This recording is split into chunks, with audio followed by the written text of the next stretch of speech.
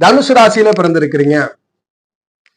தனுசு மூல நட்சத்திரம் 4 பாதங்கள் இருக்கும். பூராட நட்சத்திரம் 4 பாதங்கள் இருக்கும். உத்திராட நட்சத்திரம் உத்திராடம் 1 பாதம் இருக்கும் இந்த தனுசு ராசியில். அப்ப மூலம், பூராடம், உத்திராடம் 1ஆம் பாதத்துல பிறந்தவர்கள் இந்த தனுசு ராசியில பிறந்தவர்களாக இருப்பீர்கள். இந்த தனுசு ராசியினர்களுக்கு எப்படி பயணம் இருக்கும்? தசா பயணங்கள். மூலத்தில் பிறந்தால் முதல் தசை கேது தசை, 2வது தசை சுக்கிர தசை, 3வது தசை சூரியன், 4வது தசை சந்திரன், 5வது தசை செவ்வாய், 6வது தசை ராகு, 7வது தசை குரு, 8வது தசை சனி, 9வது தசையாக புதன் தசை வரும். பூராட நட்சத்திரம் தனுசு ராசியில பிறந்தவருக்கு தசை பயணம் எப்படி இருக்கும்? முதல் தசை சுக்கரன், 2 சூரியன், 3 சந்திரன், 4 செவ்வாய், 5 ராகு, 6 குரு, 7 சனி, 8 புதன், 9 கேதுவாக வருவார்.